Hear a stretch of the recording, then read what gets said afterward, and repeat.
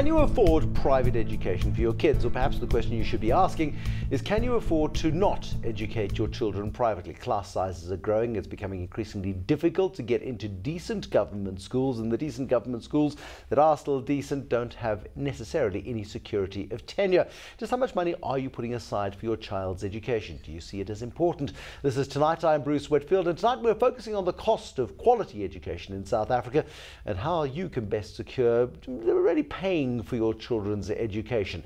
Joining me this evening, David Crossley, Manager of the Wealth Division at BDO South Africa, and Reshma Ansary, Financial Advisor at Discovery. They need to give us some tips as to how we can save for children's education. And please, who's going to suggest an endowment? Because I can smack you on the wrist right here. Why not an endowment? Because they're a waste of blooming time. Let's be a bit more adventurous than go for endowments and making financial services companies rich, right?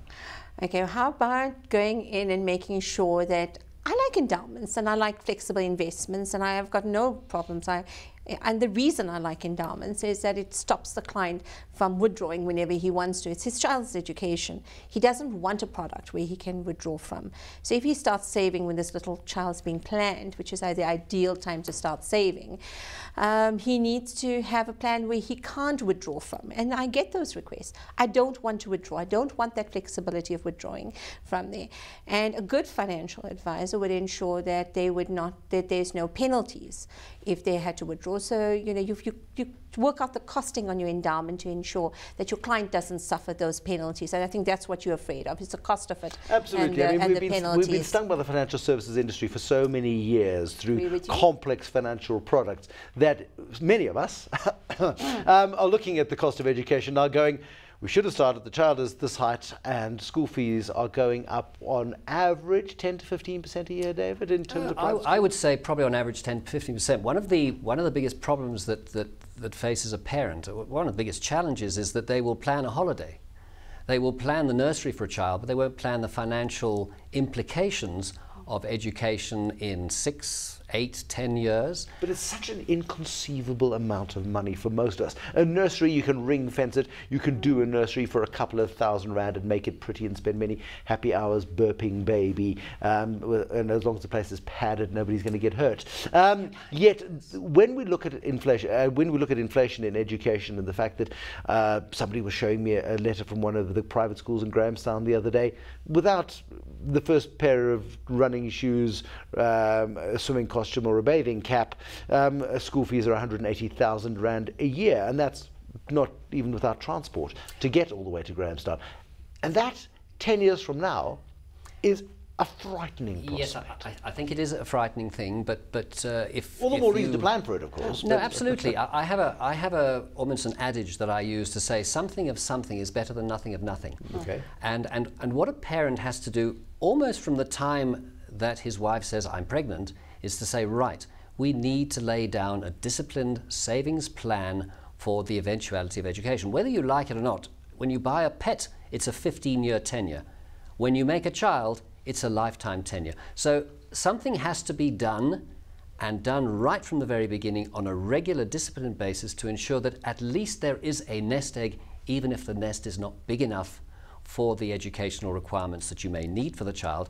And that's why I often recommend and say, let's not worry too much about the primary and the secondary education, because there are very good public primary and secondary educational facilities in this country, and I have no reason to believe that they will get any worse, because parent-teacher organizations will ensure that they will stay viable and relevant. It is the tertiary education that is going to kill the parent, and this is where the focus, in my opinion, has to be made. Traditionally, university's been cheaper than schooling, Well, than private schooling. I don't entirely agree with you, Bruce, because it's very easy to say that it's going to cost R500,000 to educate a doctor, but then the textbooks may cost you another 25 or 30,000 Rand. The students occasionally want to let off steam, so there's going to be a little bit of pocket money, and you're going to have to provide clothing and possibly residence if that child is in a university away from where you live. So the base fees are just part of the challenge. So if you reckon that a child will go to university at the age of about 18, in 18 years you can do quite a lot to help that financial situation. And I suppose also, Reshma, I mean, it's important, David says, a little bit of something is better than nothing of anything, or nothing of nothing. And your kids are 10 years old, and suddenly you wake up to the fact that this is becoming an increased burden. Your kids are particularly good at sport, for example, but not good enough to get the scholarships, which would be a nice way in. You need to start. Well, I had a client, and she is pregnant with her second child, and her first child's going to a private school, and she said, Reshma, it's cost 5,400 Rand a month, and she's going to send this child for a year to the school and then change the child to a public school because she's not going to be able to afford that. And I said to her, she had come to see me for her resignation at Discovery. And I said to her, well, you know, let's plan for the second one. Let's plan how we're going to do this. And she said, no, I've just bought a house. I've also just bought a house. She says, Reshma, I don't know how I'm going to manage. I don't know how I'm going to cope, but I'm definitely not going to be able to manage the school to go on.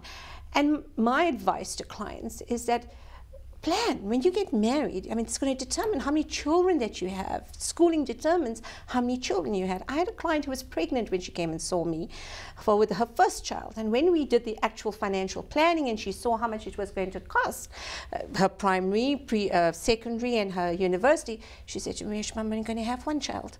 And that's it. So it's actually, you have to plan upfront.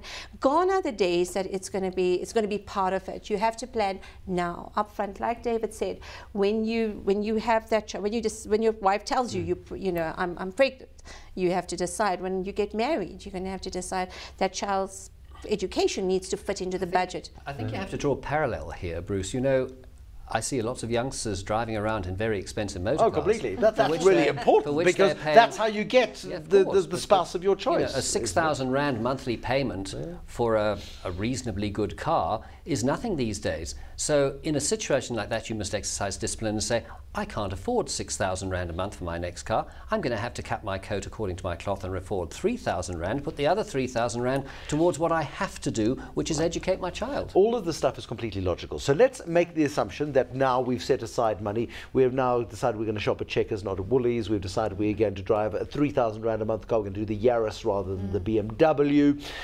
We're going to go to nice restaurants, not brilliant restaurants. We're not going to go to the tasting rooms anymore with a different wine with every course. We'll go out twice a month, not 3 times. All of that sort of stuff. And we've now got 5,000 Rand a month that we're going to put aside for children's education. What is the most fruitful way of employing that 5,000 Rand on a sustainable basis to ensure that over the 20 years, and you could have a 20-year education phase from preschool through junior school, senior school, and into university, where you are liable for a child's education? How do you employ that money from day one best? I would say that the first thing would be to see a qualified financial planner, because the statistics show that party pooper, she's no fun at all. Okay, and there are a lot of very good financial planners around who will put the plan together and will say, that's your goal, and you've got 5,000 Rand a month, let's use that towards your goal.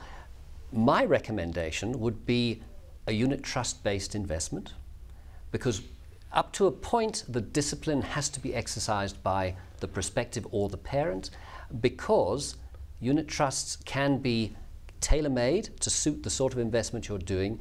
The costs are relatively low, so a lot of that money is invested on your behalf.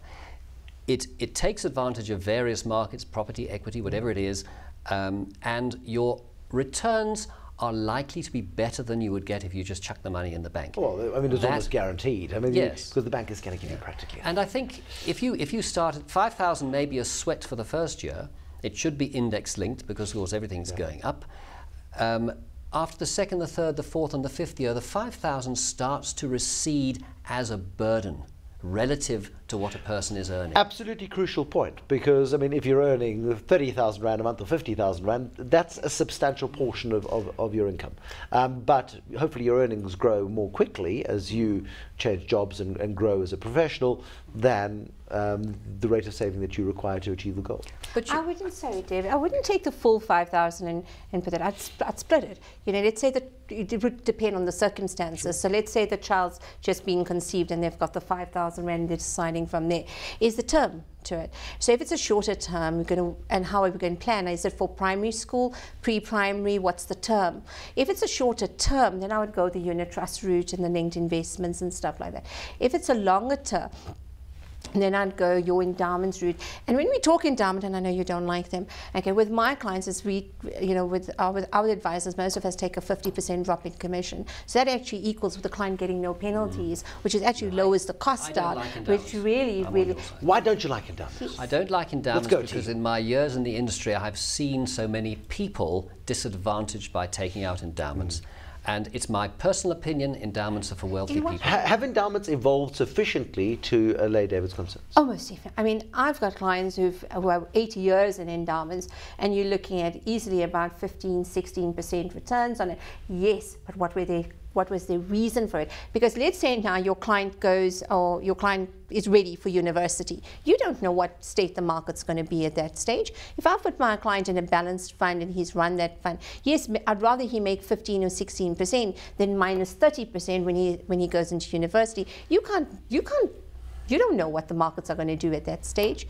So yes, I don't think you should wipe out endowments. And there's different companies. If I take Discovery, let's just take Discovery and this thing. You pay no fees, absolutely no fees at all, because if you've got a life plan, it's all integrated, no fees. Why not? It's as good as a unit trust funding. I don't want to be prescriptive, but what I mentioned earlier on about getting a specifically good financial planner, somebody who understands endowments. I won't take that away from you, Reshma, but who understands endowments, understands unit trusts, and structures the plan.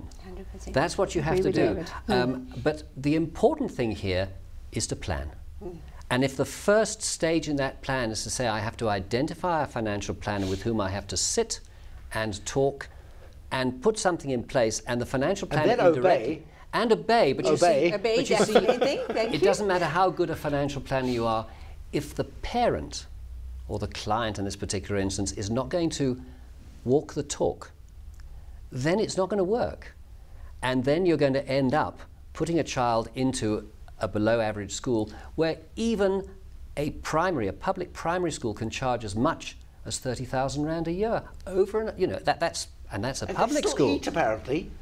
These things, these children. Yes. The key is to talk to somebody and get an objective point of view on how whatever amount of money you have, whether it be 100 or 10,000 Rand, can be best utilized to provide for the education. At that point, we must leave it. Reshma Ansary, financial advisor at Discovery, and David Crossley, who's manager of the wealth division at BDO South Africa. Some terrifying numbers, some terrifying thoughts, but it's only going to be your fault as a parent if you wake up one day and their piggy bank is empty and kids' education is wanting. Thank you for watching. There'll be more caution tomorrow on Tonight with me, Bruce Whitfield. Till then, bye-bye.